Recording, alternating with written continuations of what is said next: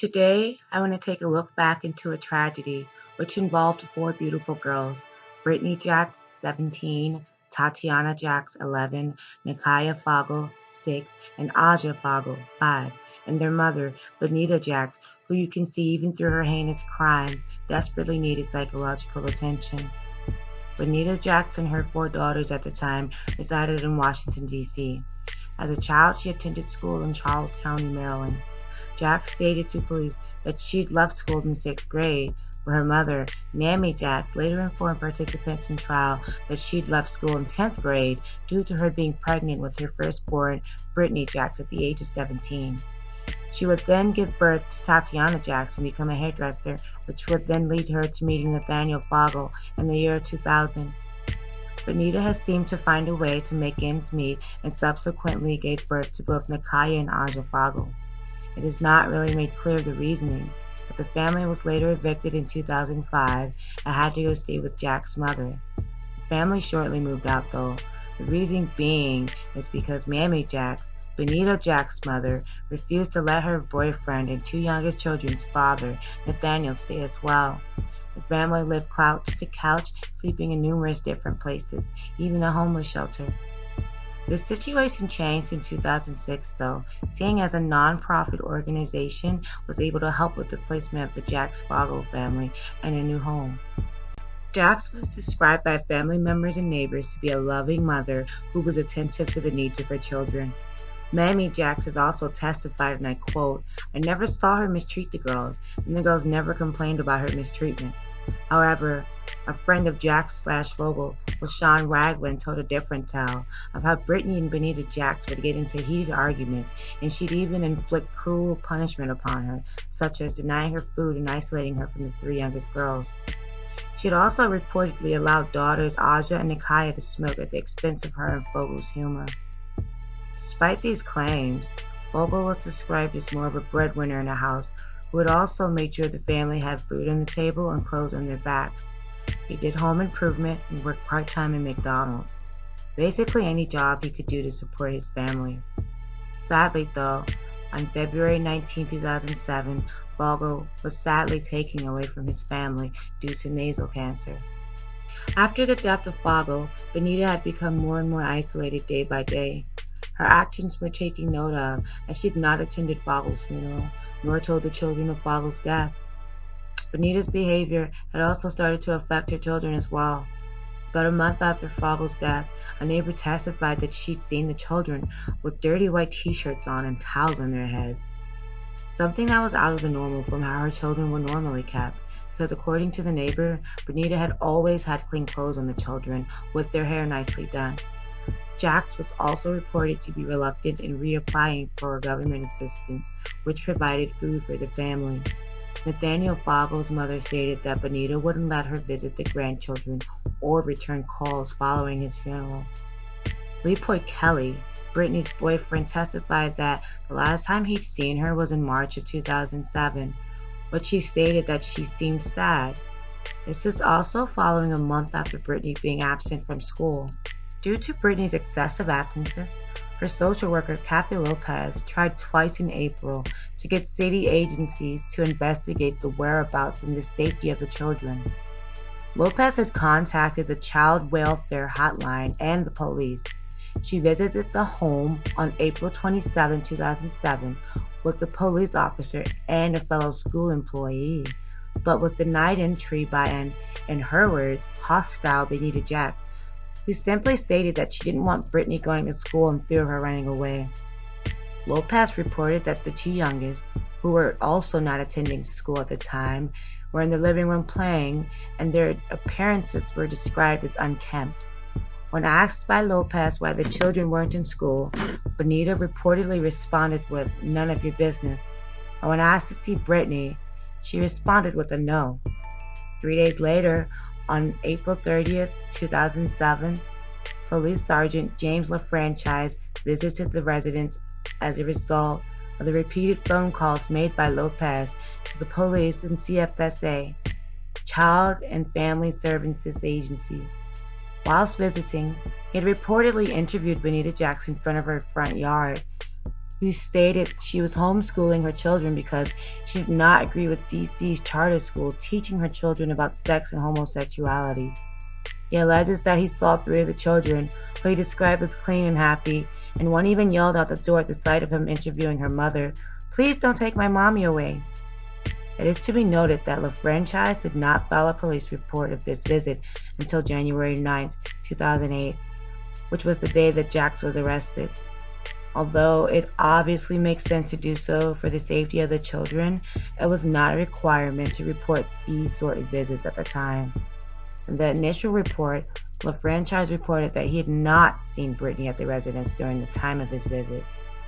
This later resorted to him filing a follow-up report in which he said he thought he'd seen Brittany there as well, in which he also described 4 girls as clean and well-fed, healthy, and playful, despite Lopez's opposite claims.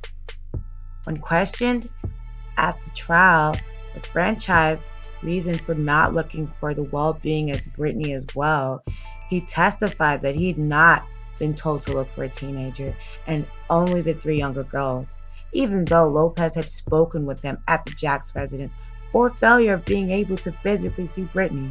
May of 2007, Banita had started displaying even more bizarre behavior, which had also affected her appearance. She'd moved all her furniture from her house into the backyard and began dropping rapid amounts of weight. She had told a neighbor who she'd often borrowed cigarettes and water from that she had cancer. This was found to be false.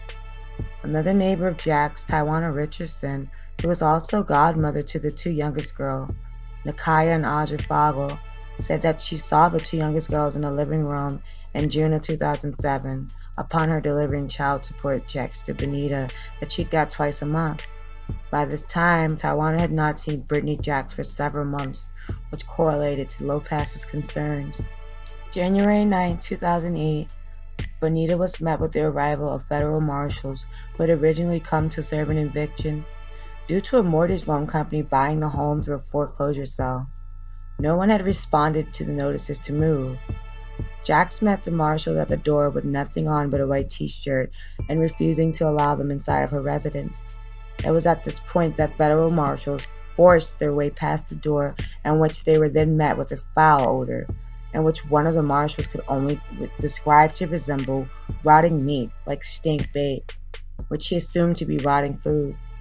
Investigating the house, the marshals were met with the 3 of the younger girls, Tatiana Jacks, Nakaya Fogel, and Aja Fogel, decomposing bodies, lined up accordingly from eldest to youngest, and dressed in nothing but white t-shirts.